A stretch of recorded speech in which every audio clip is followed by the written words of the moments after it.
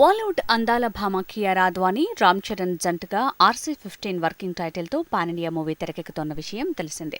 Indian Spielberg Shankar రూపొందిస్తోన్న ఈ చిత్రం రిలీజ్కి ముందే విపరీతమైన బజ్ని క్రియేట్ చేసింది. నాన్ థియేట్రికల్ రైట్స్ని 200 కోట్లకి పైగా దక్కించుకుని రికార్డు సృష్టించింది RC-15. RRR తర్వాత రానున్న చరణ్ చిత్రం కావడంతో మరింత ఆసక్తి నెలకొంది. అన్నీ సవ్యంగా జరిగితే ఈ ఏడాది సంక్రాంతి బరిలో నిలవాల్సిన చిత్రం ఇది.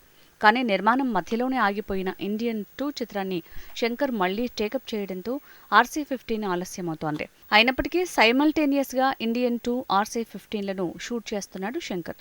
ఇంతలో కియారా అద్వానీ వివాహం ఫిబ్రవరి 7న జరగడంతో RC-15 షూట్ మళ్లీ ఆలస్యమయ్యేలా ఉంది. తన బాయ్ ఫ్రెండ్ సహాయ నటుడు సిద్ధార్థ్ మల్హోత్రాను రాజస్థాన్లోని జైసల్మేర్ సూర్యఘర్ ప్యాలెస్లో పెళ్లి చేసుకుంది కియారా అద్వానీ.